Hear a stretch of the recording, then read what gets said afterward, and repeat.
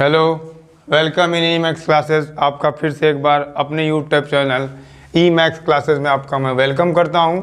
आज हम बात करेंगे फिजिक्स पे। जो भी हमारी बातें होंगी क्लास 12th के फिजिक्स पे बात होगी।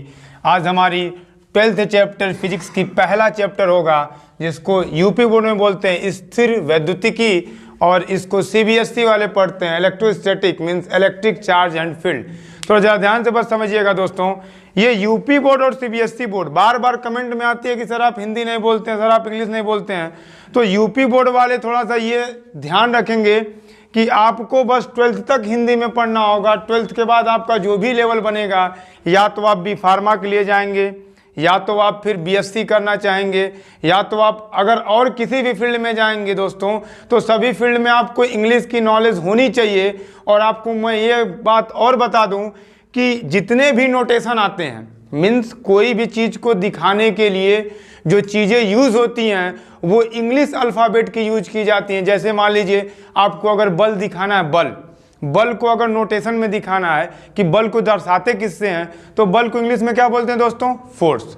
और फोर्स का पहला लेटर क्या आता है? यफ। तो आप बताओ बल को बी से दिखाते हैं कि यफ से दिखाते हैं? यफ से नहीं दिखाते हैं। तो यफ कहाँ से आया? सीबीएसई के अल्फ़ाबेट ABCD से यफ आया है।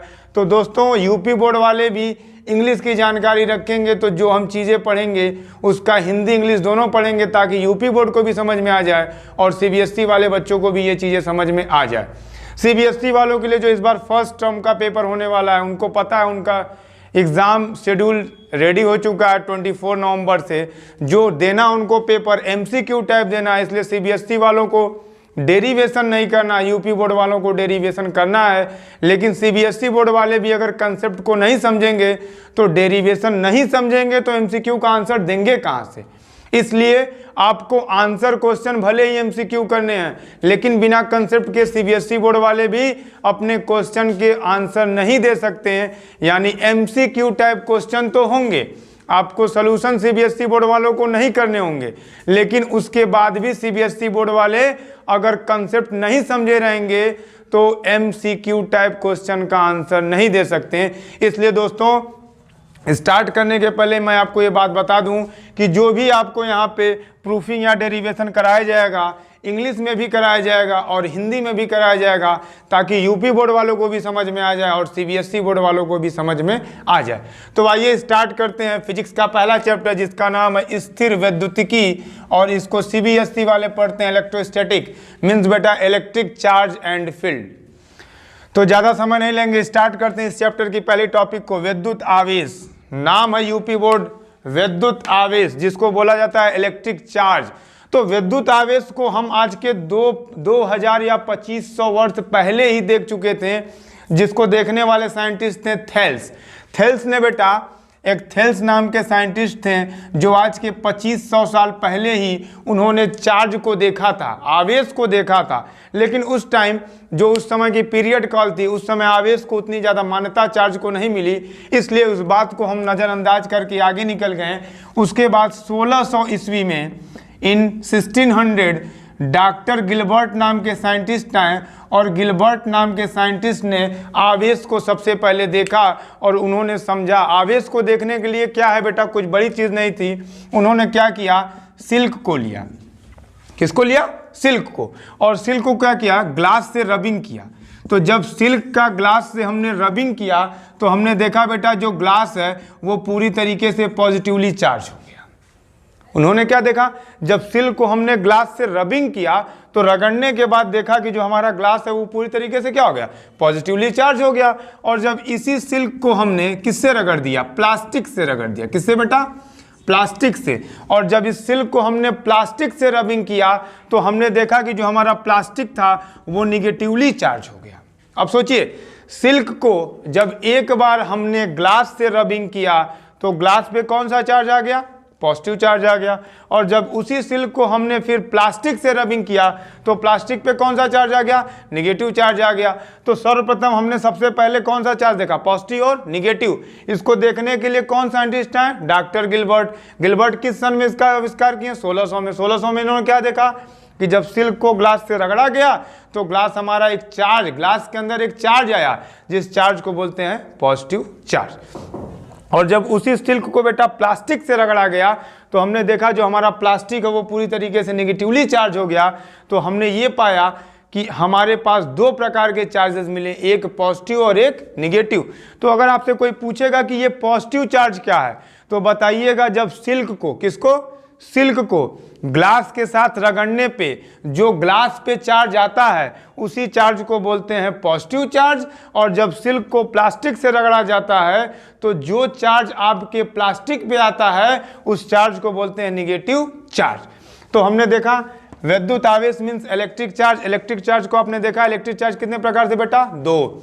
एक कहाँ आया था, ग्लास पे, ग्लास पे आने वाला चार्ज पॉजिटिव चार्ज। एक चार्ज कहाँ आया था, प्लास्टिक पे, प्लास्टिक में आने वाला चार्ज नेगेटिव चार्ज। तो दोनों को डेफिनेशन दे देंगे, the charge which come on glass is called positive charge, the charge which come on plastic is called negative charge.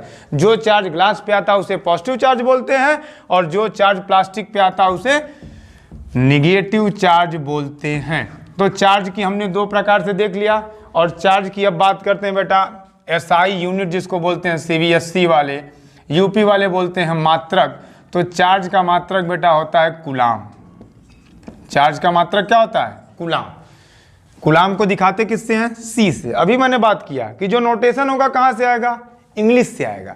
तो आप बेटा हिंदी जान के पूरा आप अपने कंसेप्ट को नहीं समझ पाएंगे, इसलिए उस हिंदी का इंग्लिश जानिए। यूपी बोर्ड से ये मेरा रिक्वेस्ट है कि आप इंग्लिश जानिए, क्योंकि कूलाम बनता है COLUMB से, जिसका पहला लेटर है C।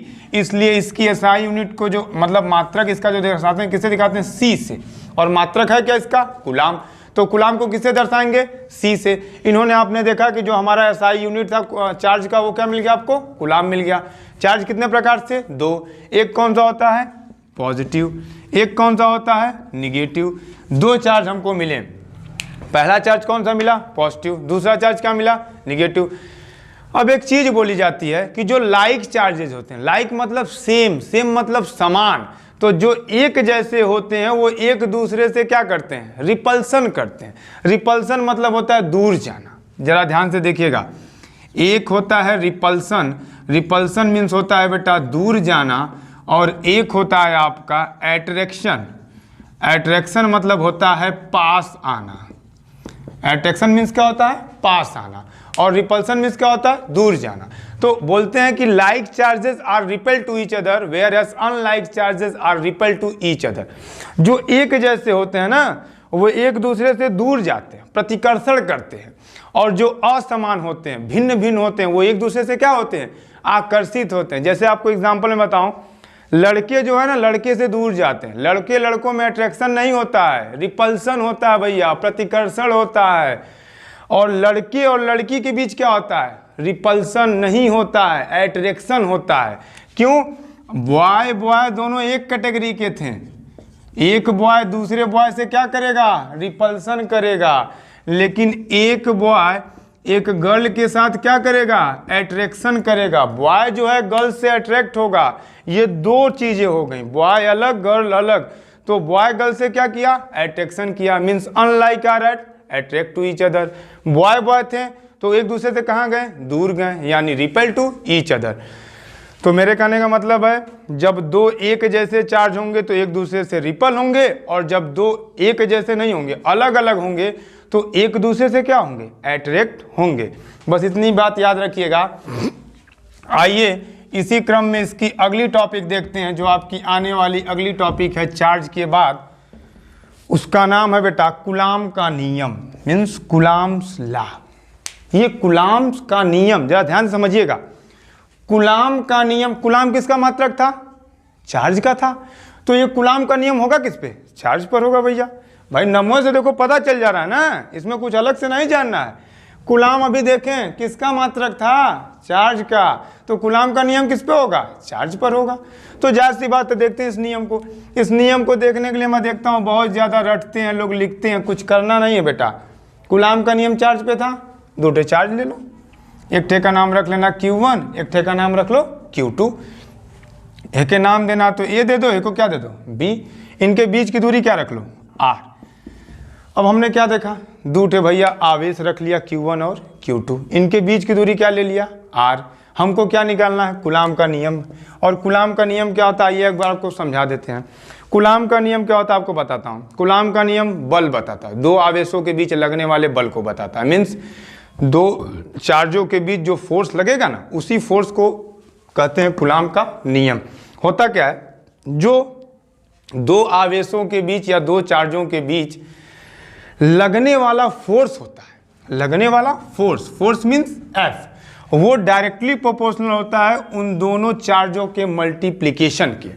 मीन्स दो आवेशों के बीच लगने वाला बल उन दोनों आवेशों के गुणनफल के अनुक्रमानुपाती होगा, तथा उनके बीच की दूरी, distance between those charges means R, इस R के स्क्वायर के ये इनवर्सली प्रोपोर्शनल होता है।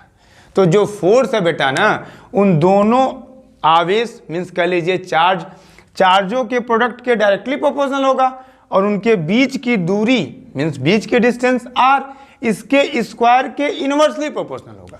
तो कुछ करिएगा मत, इसको फर्स्ट बनाइएगा, इसको सेकंड, और बोल दीजिएगा भैया from first and second. UP board वाले जरा सुनेंगे, पहले और दूसरे से। फ्रॉम फर्स्ट एंड सेकंड का मतलब होता है समीकरण 1 व 2 से। ये दोनों देखिए एफ ही के थे, तो इनको डायरेक्ट आप लिख सकते हैं Q1 Q2 बटे R स्क्वायर। अब ये बताइए, ये तो प्रोपोर्शनल है ना, ये हटता है जब ये अनुक्रमानुपाती का चिन्ह हटता है ना, तो एक नियतांक आता है, नियतांक, और उस नियतांक को हम लोग बोलते हैं 1/4 पाई एप्सिलॉन नॉट। कहीं कहीं आपके बुक में के भी लिखा होता है, और बाद में लिख देते हैं Q1 Q2 अपान R स्क्वायर। तो के क्या होता है जानते हैं, परमिबिलिटी होता है, परमिबिलिटी चेंज होता है अकॉर्डिंग टू मीडियम। और हम जो फिजिक्स में अपने लेवल पे पढ़ेंगे, वो हमारा जो मीडियम होगा सब कुछ एयर मीडियम लेकर चलते हैं, इसलिए डायरेक्ट के की वैल्यू 1 रख के चलते हैं बेटा। और यह बराबर मिल जाता है 1/4 pi epsilon not Q1 Q2 upon R square. This is coulombs law.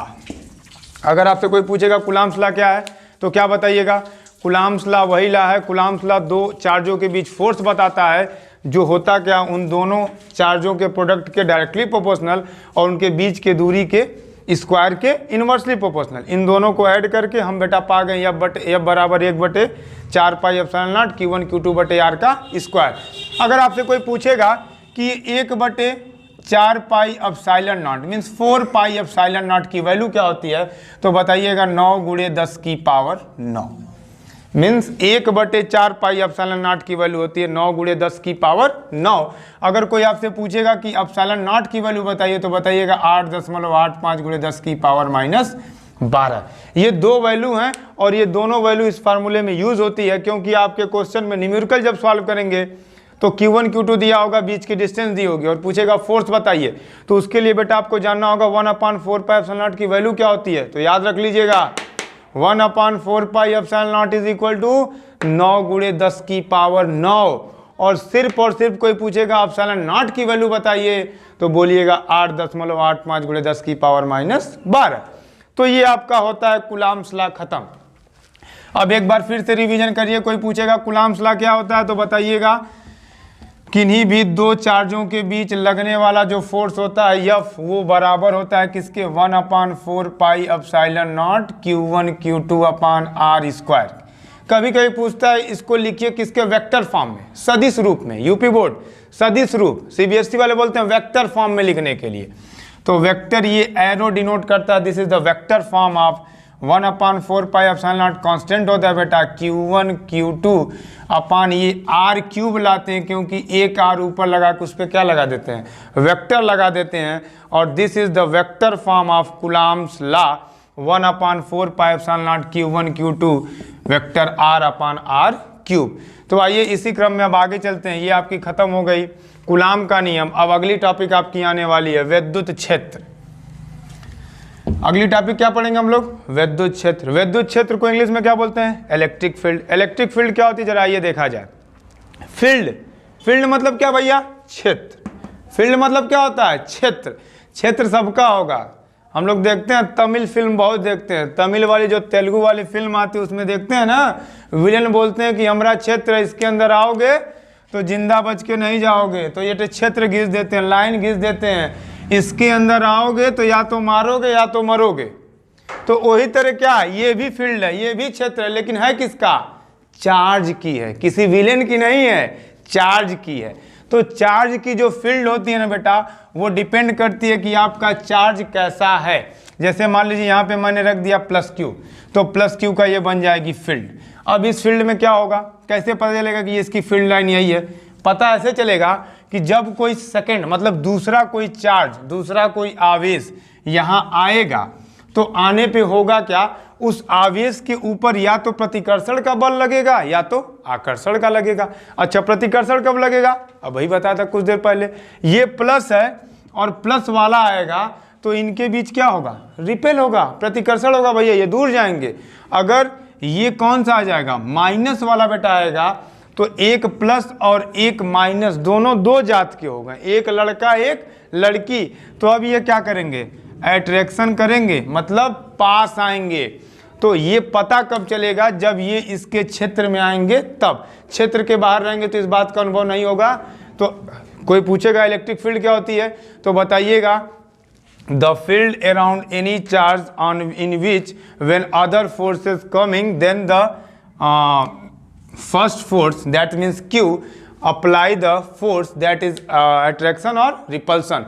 मतलब जब कभी भी एक किसी आवेश के चारों तरफ का वह आवरण जिसके अंतर्गत दूसरा आवेश आने पर आकर्षण या प्रतिकर्षण के बल का अनुभव हो, तो उसे उस चार्ज का इलेक्ट्रिक फील्ड कहते हैं।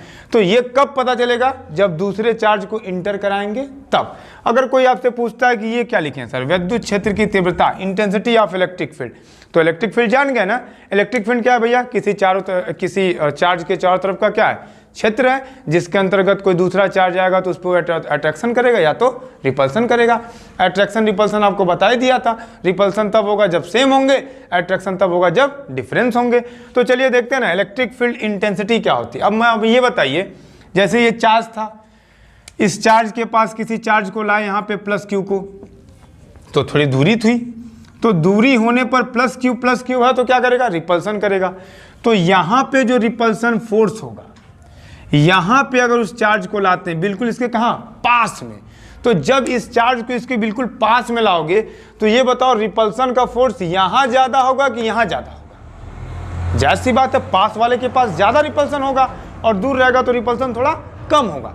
तो ये बताता है इंटेंसिटी किसी एक पर्टिकुलर पॉइंट पर, इलेक्ट्रिक फील्ड के अंदर किसी एक पर्टिकुलर पॉइंट पर इलेक्ट्रिक फील्ड कितना है, that's called electric field intensity, means उसी को बोलते हैं विद्युत क्षेत्र की तीव्रता।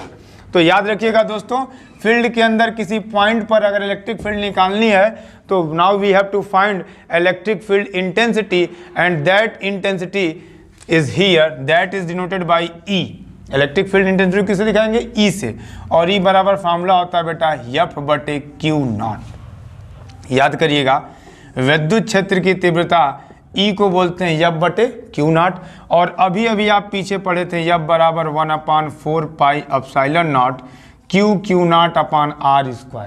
किसी के मन में आएगा ये Q0 क्यों लिख रहे हैं, तो Q0 को बेटा जानते हो क्या बोलते हैं, यूपी बोर्ड में बोलते हैं परीक्षण आवेश। क्या बोलते हैं, परीक्षण आवेश। CBSE वाले बोलते हैं टेस्ट चार्ज। मतलब ये टेस्टिंग चार्ज होती है, इस चार्ज के द्वारा किसी चीज़ का टेस्ट करते हैं कि भैया वो कैसा है, उसका नेचर कैसा है। तो यूपी बोर्ड में क्या बोलेंगे, परीक्षण आवेश। अब ये बताइए, तो F की वैल्यू हो गई, आपको निकालना क्या है, इलेक्ट्रिक फील्ड इंटेंसिटी निकालनी है, तो क्या बोलेंगे, E बोलेंगे। और F की वैल्यू क्या है, 1/4πε0 Q0/r², और पूरे के बटे में क्या लिख देना, Q0 से Q0 गया ना, क्या बचा, E बराबर 1/4πε0 Q/r²। That means this is the value of electric field intensity. ये क्या है, विद्युत क्षेत्र की तीव्रता। तो विद्युत क्षेत्र की तीव्रता का सूत्र क्या है, E बराबर 1/4πε0 Q/r², और विद्युत बल इलेक्ट्रिक फोर्स 1/4πε0 Q1 Q2/r²। जरा ध्यान से डिफरेंस समझिएगा, यहाँ पे दो चार्ज हैं, 2 चार्जेस, और यहाँ पे क्या है, सिंगल चार्ज। तो हमेशा फील्ड जब निकलेगी तो एक चार्ज की निकलेगी। और फोर्स तो अकेले थोड़ा ना लगता है, फोर्स तो दोनों के बीच में लगता है। तो ये लिए फोर्स वहां लगेगा जहां दो चार्ज होंगे, जहां दो चार्जेस होंगे तहां क्या लगेगा, फोर्स। और जहां सिंगल चार्ज होगा वो सिंगल चार्ज की क्या निकलेगी, इलेक्ट्रिक फील्ड इंटेंसिटी। तो अगर आपको न्यूमेरिकल पूछता है फोर्स निकालने के लिए तो फार्मूला याद रखना 1/4πε0 Q1 Q2/r का स्क्वायर। अगर आपसे पूछता है इलेक्ट्रिक फील्ड निकालने के लिए तो फार्मूला याद रखिएगा 1/4πε0 Q/r स्क्वायर। 1/4πε0 की वैल्यू क्या होती है बेटा, 9 × 10⁹ एकदम बिल्कुल ये चीज याद कर लीजिएगा। आपको मैंने 4 टॉपिक क्लियर कर दिया है, electric charge, Coulomb's law, electric field clear कर दिया, intensity of electric field clear कर दिया। अब आपकी अगली टॉपिक क्या है, विद्युत द्विध्रुव। अगली टॉपिक क्या है, विद्युत द्विध्रुव। सीबीएसई वाले क्या बोलते हैं, इलेक्ट्रिक डाइपोल। क्या बोलते हैं भैया, electric dipole, ED, short form में इसको बोल देना ईडी, इलेक्ट्रिक डाइपोल। और यूपी वाले बोलते हैं विद्युत द्विध्रुव। ई क्या होता है जरा देख लिया जा फिगर से, विद्युत द्विध्रुव का जरा देख लो। तो बहुत सिंपल है, फिगर के माध्यम से समझेंगे। दो चार्ज को लेंगे, 2 चार्ज, एक प्लस क्यू और एक बिल्कुल यही तरह रहेगा, लेकिन ई प्लस में रहेगा तो ये कैसे रहेगा, माइनस में। याद रखना, एक अगर प्लस में तो दूसरा माइनस में, दोनों बराबर ही रहे। अगर हाई 5 कूलम्ब का लेना प्लस में तो हाई 5 कूलम्ब का किम में लेना, माइनस में। अंतर नहीं होना चाहिए भैया, मैग्नीट्यूड दोनों का सेम, लेकिन डायरेक्शन कैसी, अपोजिट। एक को बोल देना प्लस, एक को बोल देना माइनस। अब क्या है, इसका नाम रख लेना ए, इसका नाम क्या रख लेना बी। इनके बीच की डिस्टेंस आर मत लिखना, 2l लिखना। क्या लिखना भैया, 2l। तो ये आपका बन गया क्या, विद्युत द्विध्रुव। इसको डिफाइन कैसे करेंगे भैया, सीबीएसई में पहले सुनते हैं। When 2 charges are placed at a small distance then there is a form of system and this system is called electric dipole. मतलब जब दो एक समान मैग्नीट्यूड में, मतलब परिमाण में एक जैसे होंगे, लेकिन दिशा में कैसे होंगे, विपरीत, एक प्लस एक माइनस। तो जब दो आवेश जो परिमाण में बराबर होंगे लेकिन चिन्ह में या दिशा में विपरीत होंगे, उनको एक सूक्ष्म दूरी 2l पर रखते हैं तो उनसे बने सिस्टम को बोलते हैं विद्युत द्विध्रुव। समझ गए बेटा, कोई दिक्कत होगी नहीं। अगली टॉपिक दिया है विद्युत द्विध्रुव आघूर्ण। क्या दिया है, विद्युत द्विध्रुव आघूर्ण। विद्युत द्विध्रुव आघूर्ण को दिखाते हैं P से। किससे दिखाते हैं भैया, P से। इन दोनों चार्जों का जो मैग्नीट्यूड है क्या है, सेम है, चाहे इसको लो चाहे इसको लो। चलो मैंने ले लिया Q, और इनके बीच की डिस्टेंस कितनी है, 2l। तो जो Q × 2l है ना, इसी को क्या बोल देना, विद्युत द्विध्रुव आघूर्ण। कोई पूछेगा विद्युत द्विध्रुव आघूर्ण बताइए, तो विद्युत द्विध्रुव आघूर्ण किससे बनेगा, विद्युत द्विध्रुव से बनेगा। और विद्युत द्विध्रुव आपका क्या था, दो चार्जों का एक ऐसा सिस्टम था जिसमें एक प्लस दूसरा माइनस एक छोटी सी दूरी 2l पर रखे थे। अब उन्हीं किसी एक आवेश तथा उनके बीच के दूरी का जो मल्टीपल होगा, जो गुणज होगा ना, उसी को क्या बोल देना, P बराबर Q × 2l। ये क्रॉस लगा दिया हूं, ऐसे सिंपली लिखिएगा P बराबर Q × 2l। वो मैं आपको समझाने के लिए गुणे का चिन्ह लगा दिया था। इसका जो बेस्ट आपको बताऊंगा, ये डॉट और क्रॉस का मेन क्या है, ये 11th की वीडियो में आप जाके देख लीजिएगा कि डॉट प्रोडक्ट क्या होता है, क्रॉस प्रोडक्ट क्या होता है, ये बताएंगे। 11 वाली वीडियो में जाइएगा, वहां से देख लीजिएगा कि डॉट प्रोडक्ट क्या होता है, क्रॉस प्रोडक्ट क्या होता है। अभी आपको वो नहीं जानना है, समय थोड़े से कम है, पूरे चैप्टर्स हमको पढ़ने हैं। तो अगर आपसे कोई पूछेगा विद्युत द्विध्रुव आघूर्ण क्या होता है, तो क्या बताएंगे, P बराबर Q × 2l, this is electric dipole moment. कोई पूछेगा भैया इनकी यूनिट बताओ, यूनिट मतलब क्या होता है, मात्रक। तो भैया Q का मात्रक पढ़े का, कूलम्ब, और 2l मतलब का लंबाई, और लंबाई को किस में मापते हैं, मीटर में। तो क्या हो गया, कूलम्ब मीटर। क्या हो गया भैया, कूलम्ब मीटर। कूलम्ब मीटर क्या है, विद्युत द्विध्रुव आघूर्ण का मात्रक है, P का मात्रक है, P का यूनिट है कूलम्ब मीटर। अब CM लिखा तो चीफ मिनिस्टर मत पढ़ देना, इना कि CM लिखा तो कहते चीफ मिनिस्टर है। अरे भैया C मतलब होता है कूलम्ब, M मतलब क्या होता है, मीटर। तो ये क्या लिखा है, कूलम्ब मीटर। अच्छा एक चीज और जाती है, यूपी बोर्ड वाले जिसको बोलते हैं वीमा, और CBSE वाले पढ़ते हैं इसको क्या, डायमेंशन। CBSE वाले पढ़ते हैं डायमेंशन, यूपी बोर्ड वाले पढ़ते हैं वीमा।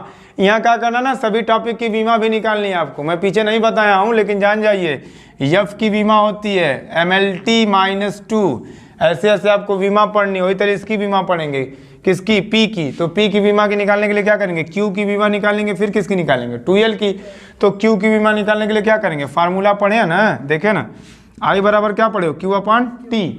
तो यहाँ क्यू बराबर क्या मिलेगा, आई टी। आई मतलब होता है क्या, एम्पियर, और टी मतलब क्या होता है, टाइम। तो क्यू का क्या मिल गया, 80, और 2l का क्या मिल गया, 2l लंबाई है ना, तो लंबाई का क्या होगा, l। तो इसका बीमा मिल गई 80l। अरे भाई कोई पूछेगा आप जरा बताइए कि विद्युत द्विध्रुव आघूर्ण का मात्रक क्या होता है, तो बताइएगा कूलाम मीटर सीएम। अगर कोई पूछेगा इसकी बीमा बताइए तो बीमा बता दीजिएगा 80l। कैसे आया भैया, क्यू का होता है 80, कहाँ से आया है, आई बराबर क्यू अपॉन टी। तो क्यू बराबर क्या हो गया, आई टी। आई का होता है मतलब धारा, और धारा का मात्रक क्या होता है, एम्पियर। उसकी बीमा भी क्या होती है, ए, और टी मतलब होता है समय, और समय की बीमा टी। और बचा क्या, 2l माने दूरी ना, दूरी को किस में मापते हैं, मीटर में। अब मीटर की बीमा क्या होती है, l। तो क्या बन गया, 80l बन गया। तो अगर कोई पूछेगा भैया विद्युत द्विध्रुव आघूर्ण का मात्रक बता दो, तो मात्रक क्या बता देना, मात्रक बताना cm, और विमा बता देना, डायमेंशन बता देना क्या, 80l। अगर विमा को और अच्छे से जानना है तो आप जाके 11 की मेरी वीडियो देखिएगा जो सिर्फ और सिर्फ डायमेंशन पे है। उसमें आपको अच्छे से बताया गया डायमेंशन कैसे निकालते हैं। तो आप 11 चैप्टर की डायमेंशन की विमा की वीडियो देखेंगे तो उस वीडियो में आपको बताया गया है बेटा कि डायमेंशन किस प्रकार से निकालते हैं। आइए लास्ट टॉपिक देख लेते हैं। इसका लास्ट टॉपिक बच गया है विद्युत द्विध्रुव पर लगने वाला बल युग्म मीन्स टार्क। आपको लास्ट टॉपिक बताना है क्या, टार्क। तो आइए लास्ट टॉपिक इसकी देखते हैं, टार्क। टार्क क्या होता है पहले ये समझेंगे। यहाँ पे एक नाम लिखा है बल युग्म। युग्म मतलब यूपी वाले जानते हैं जोड़ा, युग्म मतलब जोड़ा, बल मतलब फोर्स। तो जब फोर्स जोड़े के रूप में आएगा तो उसे क्या बोल देंगे, बल युग्म। जैसे ही मार्कर है, अब मार्कर के दो सिर हैं, एटे है, तो एक टेबल हेप्पे लगाओ, एक टेबल हेप्पे लगाओ। जब दोनों बल दो ओर से लगेंगे ना तो इनको बोलेंगे बल युग्म। क्या बोलेंगे भैया, बल युग्म। सीबीएसई में क्या बोलेंगे, टार्क। तो torque is a called a force, torque is also called a force. Force को ही क्या बोलते हैं, टार्क। लेकिन फोर्स सिंगल लगता है और टार्क पेयरिंग में लगते हैं। तो जब भैया दो किनारे पे दो फोर्स लगे, एक ऊपर एक नीचे, तो बॉडी क्या करेगी, रोटेशन करने लगती है। बॉडी देखो ना, ये फोर्स अगर सीधे लगाओगे तो इधर मूव करेगी ना, इधर लगाओगे तो इधर मूव करेगी, अगर इधर फोर्स लगाओगे तो इधर मूव करेगी। लेकिन एक फोर्स इधर लगा दो, एक फोर्स इधर लगा दो, और कहो भैया तू ऊपर ले जाओ, तो ऐसे कहो तो नीचे ले जाओ। तो जब भाई ऊपर ले जाए नीचे ले जाए तो ये बॉडी क्या कर रही है, रोटेट ना हो रही है। तो जब बल युग्म आएगा, जब टॉर्क आएगा, समझो बॉडी को क्या कराएगा, रोटेट कराएगा। तो वही आपको बताना है, इसमें आपको पढ़ना है एक टॉपिक क्या, टार्क। तो टार्क के लिए क्या करेंगे, वो भी देखो किस पे लग रहा है, विद्युत द्विध्रुव पर लग रहा है भैया। और द्विध्रुव भाई आप बनाए थे, द्विध्रुव का था हाई, द्विध्रुव एटे पॉइंट थी, जब पे था प्लस क्यू, पे का था माइनस क्यू, के बीचवा के डिस्टेंस क्या लिए थे 2l। और इसको रखो किसमें, इलेक्ट्रिक फील्ड में रखो भैया। ये चैप्टर का नाम है आपके क्या है, इलेक्ट्रिक फील्ड। इलेक्ट्रिक फील्ड माने विद्युत क्षेत्र। तो इसको क्या करो, विद्युत क्षेत्र के अंदर रख लो। अब विद्युत क्षेत्र के अंदर रखने के बाद इसको इस प्रकार से ज्वाइंट कर लो। ज्वाइंट कर लिए, अभी कितना डिग्री बन रहा है, 90 डिग्री बन रहा है। मन करे तो इसका नाम रख लो A, इसका नाम रख लो B, इसका नाम रख लो C। अब कहेगा कि भैया यहाँ पे एक फोर्स A पर लगाओ और एक फोर्स कहाँ लगाओ, B पर लगाओ। चलो लगाते हैं। एक फोर्स लगा दिए हेप्पे और एक फोर्स लगा दिए हेप्पे। तो ये बताओ एटे इधर तो क्या करेगा, रोटेट नहीं कराएगा। तो रोटेट कराएगा तो किसी न किसी एंगल से कराता है ना जी। तो कोई जो एंगल बन रहा है उसको तुम क्या मान लेना, थीटा मान लो। कुछ ना कुछ एंगल बनेगा ना, उस एंगल को हमने क्या मान लिया, थीटा। बहुत लोग अल्फा मानते हैं, बहुत लोग बीटा मानते हैं। तुम यार जो मन करो वो मान लेना, अपने मन से मान लो, कोई ज़बरदस्ती ना कि तुम थीटा मानो।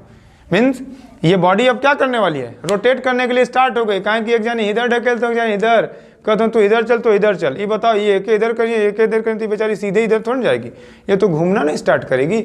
और घूमेगी तो किसी न किसी एंगल से घूमेगी, और उस एंगल का नाम क्या रख लो, थीटा रख लो। अब इसका क्या निकालना, तुमको टार्क निकालना।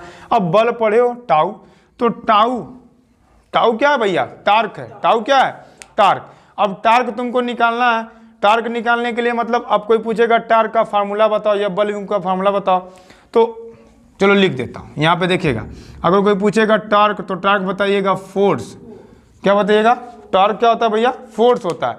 और फोर्स के बाद साथ साथ ये होता है कि ये जो परपेंडिकुलर डिस्टेंस देख रहे हैं ना, लंबवत दूरी, ये लंबवत दूरी को लेते हैं force into perpendicular distance. Force into perpendicular distance between those charges, in charges के बीच की जो परपेंडिकुलर डिस्टेंस होगी, हाई वाली दूरियां मत ले लेना, ये परपेंडिकुलर नहीं है भैया, ये आवेश है और ई आवेश है, इन दोनों के बीच की लंबवत दूरी लेंगे। यूपी बोर्ड लंबवत दूरी, लंबवत हाई वाली नहीं है, लंबवत हाई वाली है। तो ये दूरी मुझको चाहिए और क्या चाहिए, फोर्स चाहिए। तो दो चीज़ें मिलेंगी और इन्हीं दोनों का जो मल्टीप्लाई होगा उसी को क्या बोल देना, टार्क। यूपी बोर्ड में लिखना है तो लिख लो बल गुणे लंबवत दूरी, बल गुणे दोनों आवेशों के बीच की लंबवत दूरी। अब आप बताओ, आपको फोर्स निकालना और ये दूरी निकालनी है, तो फोर्स को किससे दिखा दो भैया, F से। दूरी को किससे मानकर तुम किससे दिखा दो, D से। अब ये बताओ तुमको F चाहिए और D चाहिए। अब हमको ये डिस्टेंस पता नहीं है, तो पहले तो ये डिस्टेंस वहाँ निकालेंगे ना। अब ये बताओ, यहाँ कोण बन रहा है, ये थीटा है, तो ये जायज़ सी बात है, ये हाइपोटेनस है, जिसको यूपी बोर्ड वाले बोलते क्या है, कर्ण है। आई क्या है भैया, बेस है, मतलब यूपी बोर्ड वाले बोलते हैं आधार है। ई क्या है, आधार। ई क्या है, कर्ण। आई जो बचा ई क्या है, लंब है भैया। सीबीएसई वाले बोलते हैं ये परपेंडिकुलर है। क्या है, परपेंडिकुलर। तो तुमको क्या चाहिए, परपेंडिकुलर। दिया क्या है, हाइपोटेनस। तो ये बताओ परपेंडिकुलर और हाइपोटेनस के बीच रिलेशन कौन देता है, लंब और कर्ण के बीच सूत्र कौन देगा, साइन थीटा देता है जी।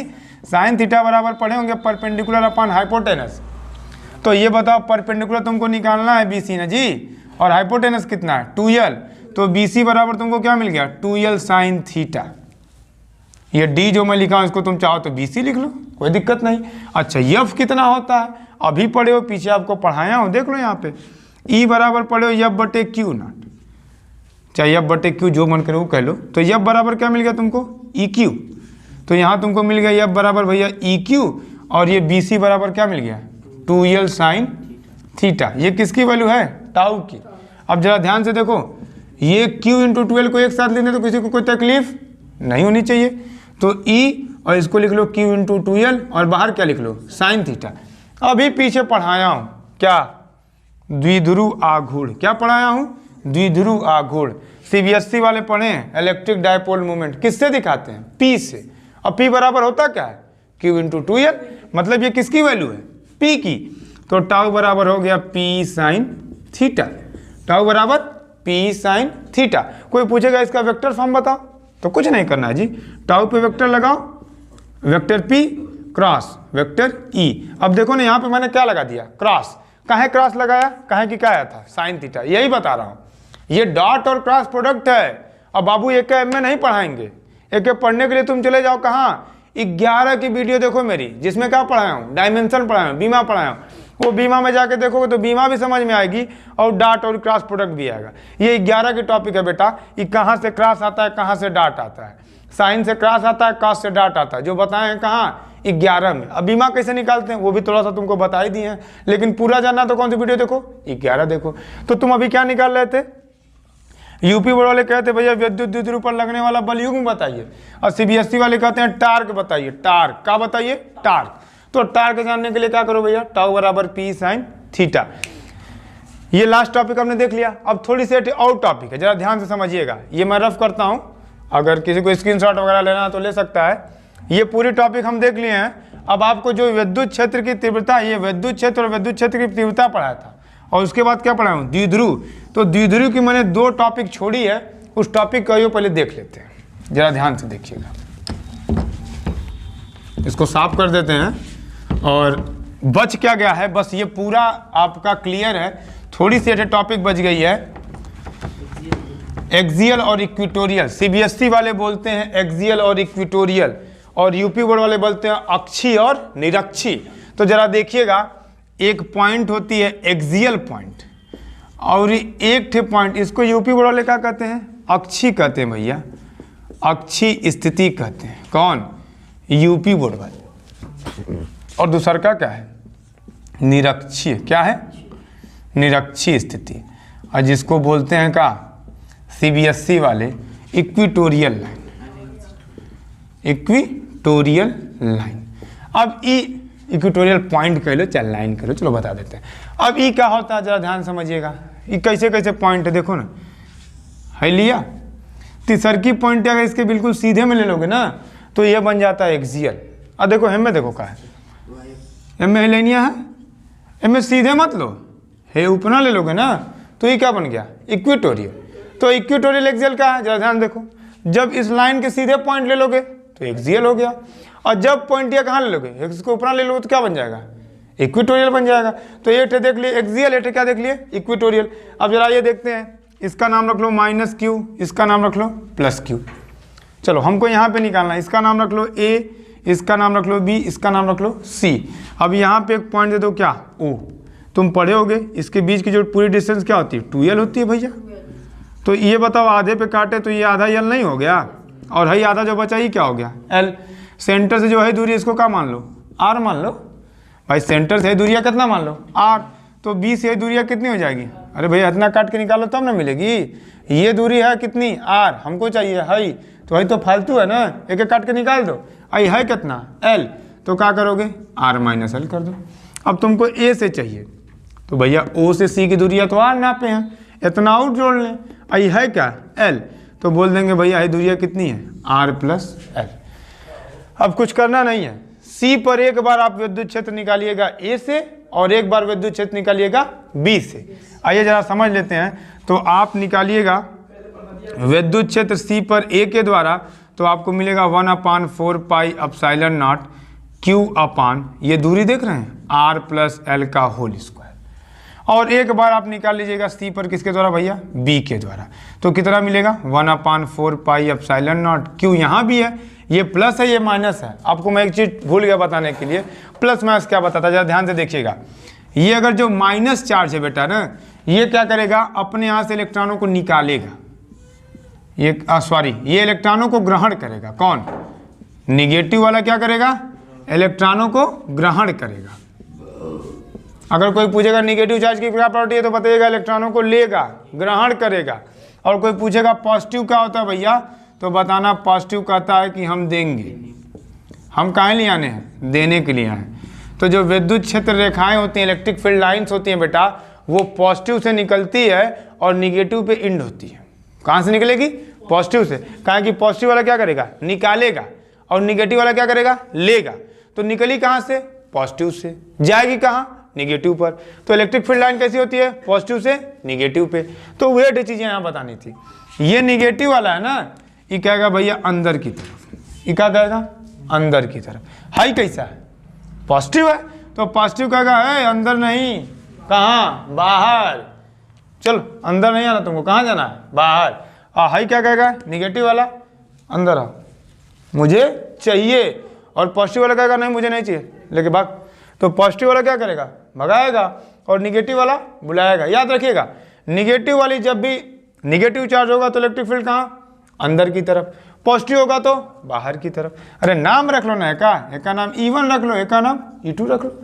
अब तुमने ये निकाला ना, ये किसके द्वारा था, निगेटिव के, नकारात्मक था भैया, ए से निकला था, और ई सी ये है, ए का नाम क्या रख लो, E1। हाई जो बाहर भगाया था ये कौन था, बी वाला था, बी वाला था ना जी, पॉजिटिव था, कहा था दूर जाओ। तो सी पे कौन लगाया था, बी, ए का नाम क्या रख लेना, E2। क्या है, Q बटे R माइनस एल का होल स्क्वायर।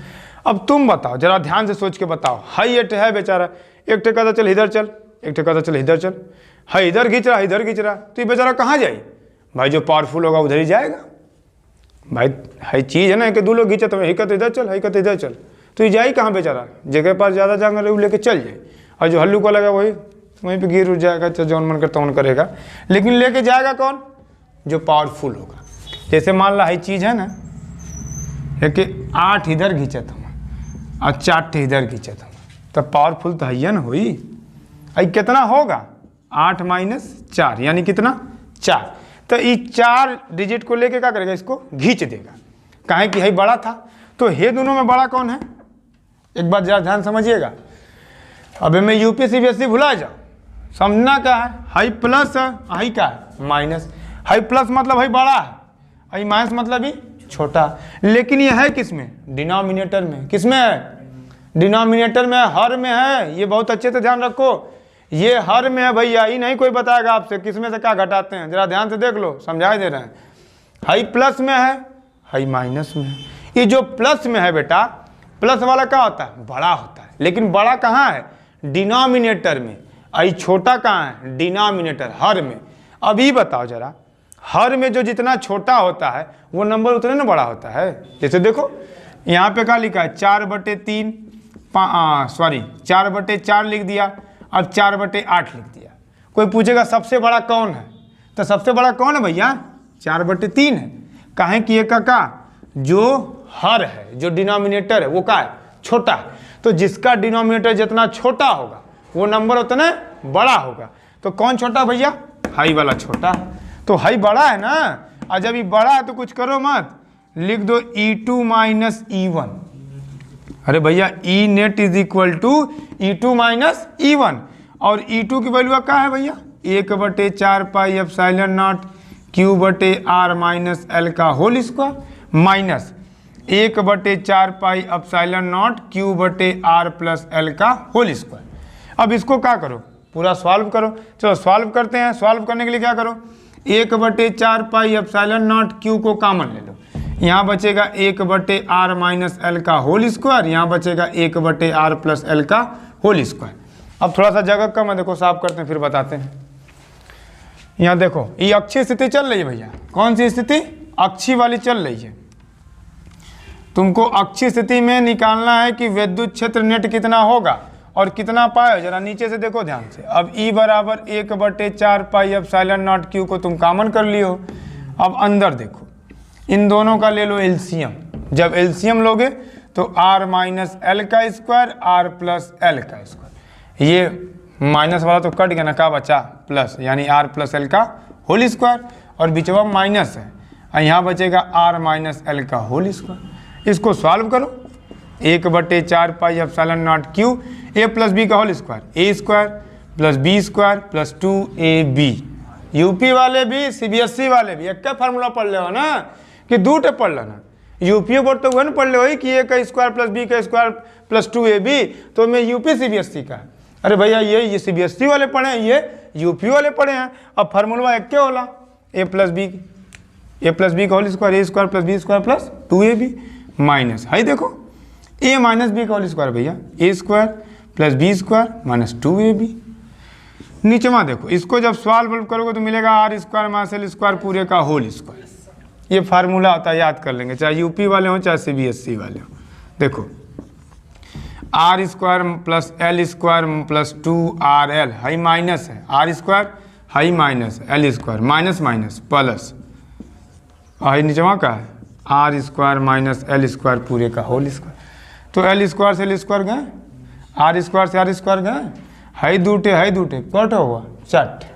तो लिख लो ना 1/4 pi epsilon naught Q, high बच गया 4RL, क्या बच गया, हाई हो गया R square minus L square. अब यहीं से असली लॉजिक इसकी शुरू होने वाली है।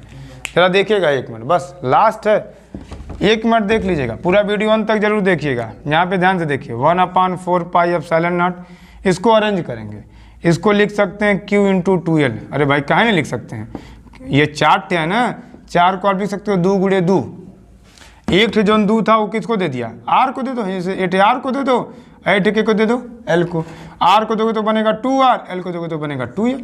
तो 2L को किसके साथ ले लिया हूँ, Q के साथ। 2L को किसके साथ ले लिया, Q के साथ। अब बच क्या गया आपका भैया, ओके बाद में लिख देना, ठीक, उसके बाद में लिख देना Q इंटू 2L को एक साथ लिखना, और जो बच गए कितना 2R, यही ना बचा भैया, 4RL था तो 2L इसको दे दिए, 2R तुम्हारा बच गया। अब नीचे क्या बचा है, R square minus L square पूरे का होल स्क्वायर।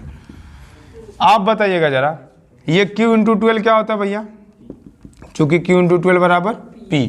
और एक चीज़ ये जानो, जो आपका R है ना वो बहुत बड़ा है किससे, L से, तो जो R का स्क्वायर होगा वो तो और ना बड़ा हो जाएगा जी L स्क्वायर से। अब ये बताओ, मैं तुमसे पहले ही से बड़ा हूँ, और मेरा स्क्वायर तुमसे और बड़ा नहीं हो जाएगा, और जब मेरा स्क्वायर तुमसे और बड़ा हो जाएगा तुम मेरे सामने कैसे हो जाएगा, नेग्लेजिबल हो जाओगे। अब देखो जैसे एग्जांपल बताता हूँ, किसी के पास 2 लाख रुपया है, और किसी के पास बेचारे के पास 10.5 रुपया है, कितना है 10.5, और 2 लाखवा का स्क्वायर करो कितना हो गया, 2 का स्क्वायर हो तो 4, और लखवा का स्क्वायर मतलब 5 जीरो का स्क्वायर करोगे 10 जीरो, मतलब 4 के बाद कितना जीरो आ गया 10 जीरो, वो बहुत हो गया, अरब खरब में चला गया। ठीक, कई 100 अरब खरब हो गए। अभी बेचारा 10.5 के स्क्वायर करोड़ कितना हो गया, 10.25 हो गया। और बेचारा 50 पैसा अरब कितना हो गया, 25 पैसा हो गया ससुरा के। तो 50 पैसा से 25 पैसा हो गया। अभी 2 लाख से सीधे कई 400 अरब खरब। तो वो अरब खरब वाले के सामने 25 पैसा कौन औकात है ना। तो यही लिए क्या करेंगे, जब आर स्क्वायर से बहुत बड़ा हो जाएगा तो लिख देना का एल स्क्वायर नगण्य है। नगण्य मतलब नेग्लेजिबल। सीबीएसई वाले कहते हैं भैया नेग्लेजिबल है, और यूपी बोर्ड वाले हमारे कहते हैं क्या है, नगण्य है। किससे, आर स्क्वायर से। तो एल स्क्वायर को खत्म कर दो, तो बचा क्या, ई बराबर 1/4 pi epsilon not, Q into 12 को नाम दे दो पी, और यहाँ बच गया 2r। और जब एल स्क्वायर खत्म हुआ तो क्या बचा, खाली आर स्क्वायर बचा। आर स्क्वायर की पावर कितनी, 2, तो ये हो गया आर की पावर 4। अब एक पावर काट दो, तो क्या बच गई भाई, 1/4 पाई एप्सिलॉन नॉट 2p/r³। यही आपका हो गया ई अक्षीय, यानी कि ई एक्सियल। तो कोई आपसे पूछेगा ई एक्सियल का फार्मूला बताओ, तो ई एक्सियल का फार्मूला बहुत आसान, सीधे बोल देना भैया ई एक्सियल, यूपी बोर्ड लिख देना का ई अक्षीय लिख देना।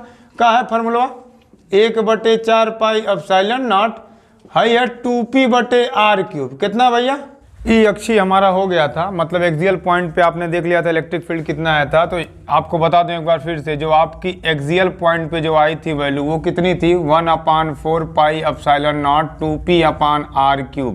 ये आपको वैल्यू मिली थी अक्षीय स्थिति पे। आगे हम देखेंगे कौन सी स्थिति, इक्वेटोरियल पॉइंट में जो होती है, जिसको बोलते हैं हिंदी में निरक्षीय स्थिति। क्या बोलते हैं, निरक्षीय स्थिति। इसको इंग्लिश में क्या बोलते हैं, इक्वेटोरियल पॉइंट। इक्वेटोरियल पॉइंट के लिए मैंने आपको बताया था, पॉइंटों को लेंगे, चार्ज लेंगे -q और +q, सेम चीज, डायपोल होगा, द्विध्रुव होगा, तो यही चीज होगा। बिंदु कौन सी होगी, P बिंदु पे क्या निकालेंगे, इलेक्ट्रिक फील्ड निकालेंगे हम। तो P बिंदु पे निकालेंगे तो एक बार माइनस से निकालेंगे, एक बार प्लस से। तो जब माइनस से निकालेंगे उसकी डायरेक्शन अंदर की तरफ, प्लस से निकालेंगे उसकी डायरेक्शन बाहर की तरफ। तो जो ये वैल्यू है, ये यल है, ये कितना है, r। तो पाइथागोरस जानते होंगे, कर्ण का स्क्वायर बराबर लंब का स्क्वायर प्लस आधार का स्क्वायर। उसी फार्मूले से इसकी वैल्यू मिलेगी √L² प्लस r²। तो उसके बाद P पॉइंट पर एक बार ये आ गया बेटा A के द्वारा लगा हुआ E1, और जो B लगाएगा वो कितना मिलेगा, E2। अब ये माइनस होने की वजह से, निगेटिव होने की वजह से इसका इलेक्ट्रिक फील्ड कहाँ, अंदर की तरफ, और ये पॉजिटिव होने की वजह से इसका इलेक्ट्रिक फील्ड कहाँ, बाहर की तरफ। अब एक चीज और जानिए, जब कोई चीज ना x एक्सिस पर होती है ना ही y, ये x अक्ष होता है, ये कौन सा, y। इलेक्ट्रिक फील्ड ना तो x पर है ना तो y पर, बिल्कुल कहाँ है, बीचों बीच है। तो जब बीचों बीच है तो इसके देखो दो होंगे, दो रेक्टेंगुलर कंपोनेंट बनते हैं बेटा, एक x एक्सिस पर और एक y एक्सिस पर। x एक्सिस पे बनने वाला होता है cos थीटा, और y अक्ष पे बनने वाला होता है sin थीटा। तो आप बताओ, E1 का पहला कंपोनेंट टूटेगा E1 sin थीटा किस अक्ष पे, y अक्ष पे, और जो इसका E1 cos थीटा वो कहाँ जाएगा, x अक्ष पे। उसी तरह E2 के दो कंपोनेंट, y अक्ष पे आएगा E2 sin थीटा, और x अक्ष पे आएगा, x एक्सिस पे आएगा E2 cos थीटा। तो ये आप देख रहे होंगे बेटा, जो E2 sin थीटा है, E1 sin थीटा है, बिल्कुल एक दूसरे कैसे हैं, विपरीत। लाइन ऑफ एक्सिस भी सेम है, इसको बोलते हैं लाइन ऑफ एक्सिस, एक ऊपर एक नीचे। और दोनों देखो ना, यहाँ पर E1 की वैल्यू भी 1/4 पाई Q/r² से ये आई है, E2 की वैल्यू भी इतनी आई है। दोनों वैल्यू आपस में कैसी हैं, बराबर। जब दोनों बराबर है, इसको भी E मान लो, इसको भी E मान लो, दोनों आपस में कैसे हो गया, बराबर। अब ये भी बराबर, ये जो है ना, ये इसके बराबर हो गया। जब दोनों आपस में बराबर होंगे तो दोनों एक दूसरे को क्या कर देंगे, कैंसिल आउट कर देंगे, काट देंगे। अब ये इसको क्या कर दिया, कैंसिल आउट कर दिया। जब यह इसको कैंसिल आउट कर दिया तो बचा कौन, कास कंपोनेंट बचा। अब कास कंपोनेंट बचे हैं और दोनों की डायरेक्शन एक, डायरेक्शन भी दोनों कैसी है, एक है, इसलिए दोनों कैसे हो जाएंगे, ऐड कर लेंगे। तो हमने लिखा है P पर नेट फील्ड, P पर नेट क्षेत्र जो होगा। अब ये तो साइन वाला कैंसिल आउट हो गया ना बेटा, अब क्या बचा, कॉस। तो दोनों कास को ऐड कर लीजिए। अभी आपसे बताया जो E1 है वो भी E के बराबर, जो E2 है वो भी E के बराबर। जब दोनों आपस में बराबर हो गए, इसको भी E, इसको भी E cos थीटा मिल गया, क्या हो गया, 2E cos थीटा। तो 2 तो रहेगा बेटा, और E की वैल्यू आपने ऊपर निकाला 1/4 पाई Q/r² प्लस L²। ये क्या है, cos थीटा। cos थीटा बराबर सभी लोग पढ़े होंगे बेस अपॉन हाइपोटेनस, हिंदी में आधार बटे कर्ण। cos थीटा बराबर आधार बटे कर्ण। तो आपका जो बेस है आपको दिखता होगा कितना, L, और जो आपकी हाइपोटेनस है ये मीन्स कर्ण √L² प्लस R², ये वैल्यू यहाँ पे पुट कर देते हैं। तो ये जो रूट का मतलब क्या होता है, 1/2। अब 1/2 और इसकी पावर कुछ नहीं, मतलब कितनी होगी, 1। तो 1 और 1/2 मिल गया कितना, 3/2। अब ये 3/2 हो गया। फिर याद करिएगा जो अक्षीय स्थिति थी, जो एक्सियल लाइन थी, बिल्कुल सेम चीज, Q × 12 क्या बनेगा, P। अब यहाँ भी आपको पता होगा R² क्या हो जाएगा, बहुत बड़ा हो जाएगा, मैंने आपको बताया था पिछली केस में, इसलिए L² क्या हो जाएगा, नेग्लेजिबल। जब नेग्लेजिबल हो गया तो बचा क्या, R² बच गया। इसकी पावर कितनी है, 3/2, 2 से 2 कैंसल आउट, R³।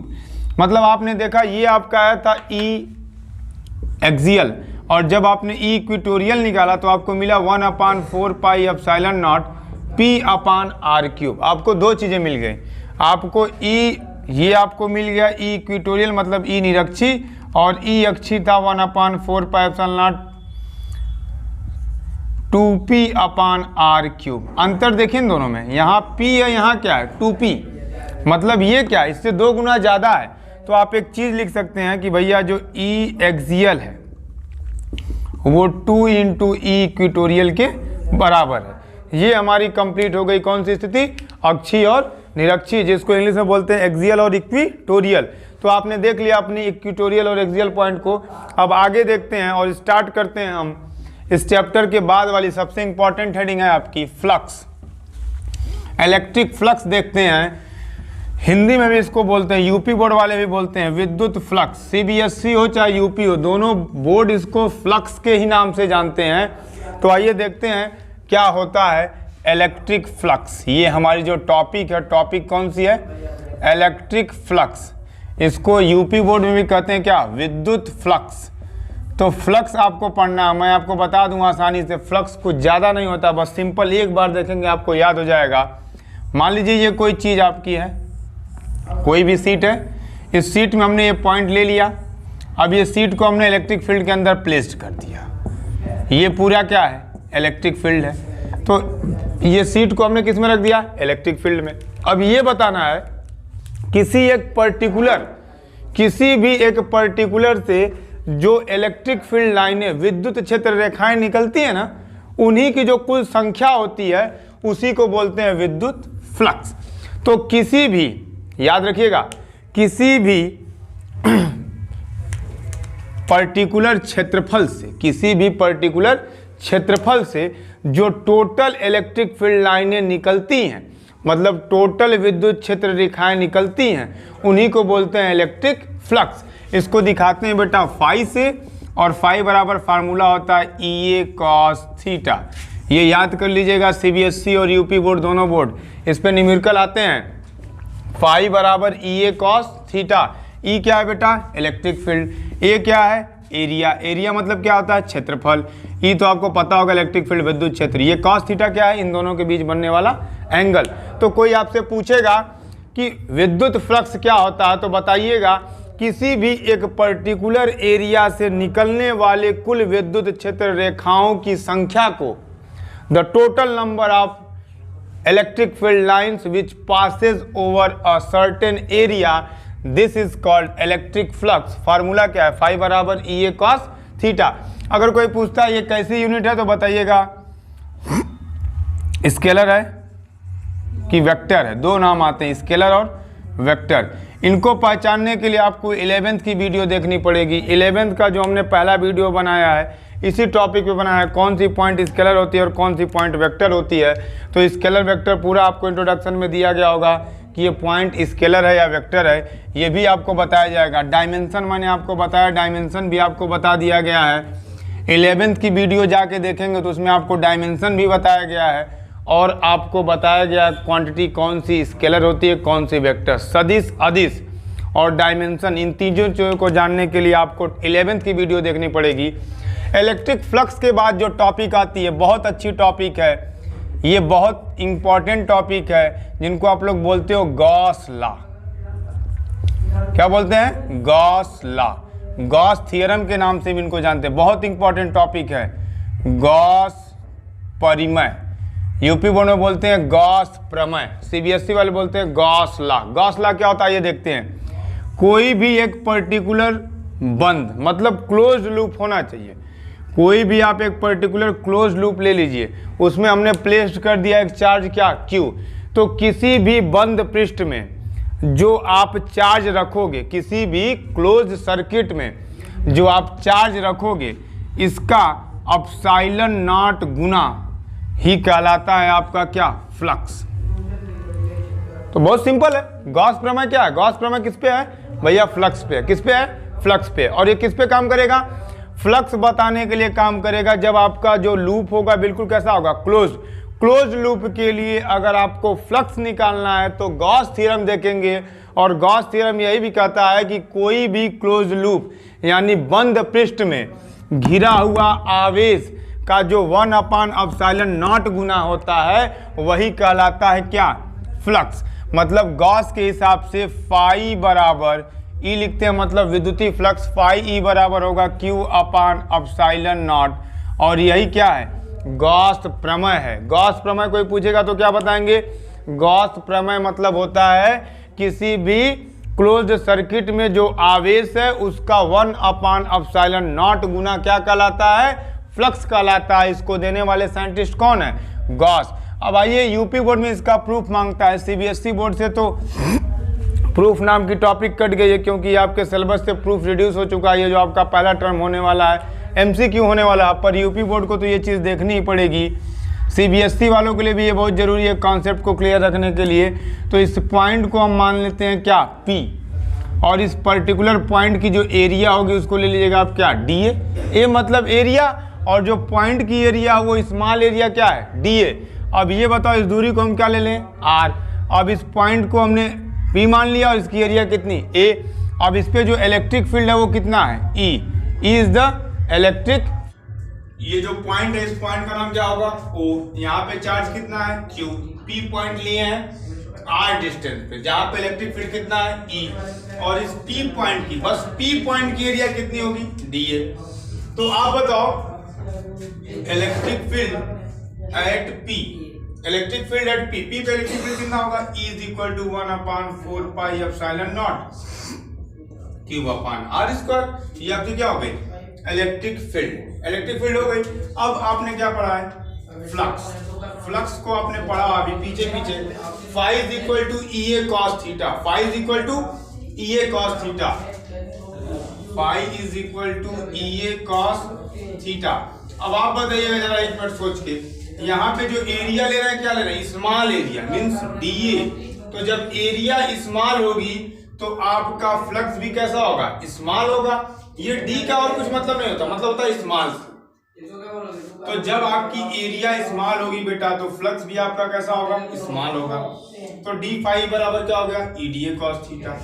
अब आप बताइए EDA और cos थीटा का मतलब होता है उनके बीच एंगल। ये आपकी इलेक्ट्रिक फील्ड है ना, E, और यहीं पे आपकी एरिया है ये आपकी DA।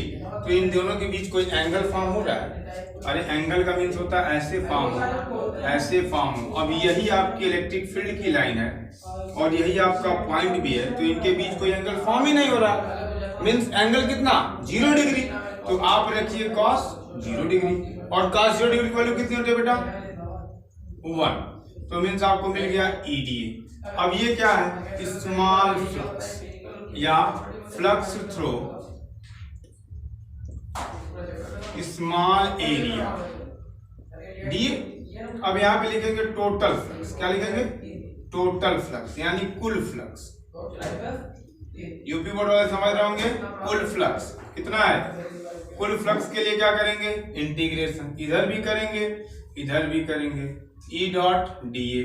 अब आप बताओ E की वैल्यू आपने ऊपर कितना पाया है, 1/4πε0 Q/r²। बगल में क्या मिल गया, DA। छोटे से फ्लक्स का क्या होगा, टोटल फ्लक्स 5, 1/4πε0 Q/r² क्या, बाहर हो गया। अंदर क्या बच गया, DA। DA मतलब स्मॉल एरिया। ये क्या, integration of DA। Integration of DA का मतलब होता है टोटल एरिया। यूपी वर्ड बोलते हैं कुल क्षेत्रफल। क्या बोलते हैं, कुल क्षेत्रफल। कितना होता है, 4πr²। कितना होगा, 4 पाई आर स्क्वायर। आप लोग जानते होंगे ये कैसा है, सर्कल टाइप। कैसा है, सर्कल टाइप। सर्कल नहीं है ये, एक्चुअल में है क्या, स्पेयर है। स्पेयर मतलब क्या होता है, गोला। तो गोले की जो एरिया होती है, किसकी, टोटल एरिया आप बोल सकते हो आप सर्कल, मीन्स गोले की जो टोटल एरिया का फॉर्मूला होता है 4 पाई आर स्क्वायर। तो आप क्या करिए, 1/4 pi epsilon naught Q upon are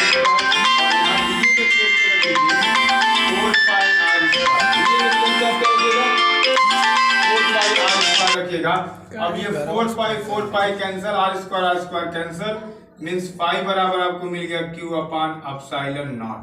ये आपकी गॉस लॉ की प्रूफिंग होती है। कहां से आया, अभी आपने बताया ना गॉस लॉ क्या होता है। गॉस लॉ किसके लिए, क्लोज सर्किट के लिए। किसके लिए है, क्लोज सर्किट के लिए। अगर आपको क्लोज सर्किट की क्या निकालनी है, फ्लक्स निकालनी है। किसकी निकालनी है, क्लोज सर्किट की। अगर आपको फ्लक्स निकालनी है तो आप बताएंगे गॉस लॉ। और गॉस लॉ यही कहता है कि किसी भी क्लोज सर्किट में जो चार्ज होगा ना Q, इसका जो 1/ε0 गुना होता है, इसी को बोलते हैं क्या, फ्लक्स फाई। तो the total charge enclosed in a circuit multiplied by 1/ε0 is called flux. तो ये आपकी फ्लक्स की प्रूफिंग हो गई, फाई बराबर Q अपॉन एप्सिलॉन। अब देखिए फाई के आपने देखिए यहाँ पे क्या है, फ्लक्स के आपने कितने फॉर्मूले पढ़ लिए, 2 फॉर्मूले पढ़ लिए। जरा ध्यान से देखेंगे रिलेट करा के। फ्लक्स के आपने कितने फॉर्मूले पढ़े, 2। पहला फॉर्मूला क्या पढ़ा था, E A cos थीटा। ये किसके बराबर होगा, जाहिर सी बात है ये भी तो फ्लक्स में आया है, Q अपॉन एप्सिलॉन। तो ये दोनों आपस में कैसे हैं, बराबर हैं, क्योंकि ये फ्लक्स की डेफिनेशन से मिला था और ये आपको मिला था किससे, गॉस से। लेकिन दोनों क्या थे, ऐसी बात है दोनों क्या थे, फ्लक्स थे। और दोनों फ्लक्स आपस में कैसे होंगे, बराबर होंगे। तो आपने देखा ना गॉस लॉ क्या था, कुछ नहीं था, किसी भी क्लोज सर्किट में जो टोटल चार्ज होगा उसका 1/ε0 टाइम्स उसका फ्लक्स होगा। और इसी लॉ को देने वाले साइंटिस्ट का नाम था गॉस लॉ। अब गॉस लॉ ने क्या किया, आपने 2 एप्लीकेशन दी। गॉस लॉ क्या किया, 2 एप्लीकेशन दिए। दोनों एप्लीकेशन कैसे, एक इनका वायर पे था, तो ऐसे सिलेंडर टाइप स्ट्रक्चर आपको बना होगा, आपको पता होगा। ऐसे सिलेंडर टाइप स्ट्रक्चर बना के आप इसकी इलेक्ट्रिक फील्ड निकाले थे। ये इनका पहला था, फर्स्ट एप्लीकेशन था, first application of Gauss law. First application of Gauss law, जो गॉस का पहला एप्लीकेशन था वो था किसके, वायर पे था। किस पे था, वायर पे था। याद कर लेंगे भाई, किस पे था, वायर पे था। और सेकेंड वाला एप्लीकेशन किस पे था भाई, सीट पे था। किस पे था, सीट पे। ये सीट है,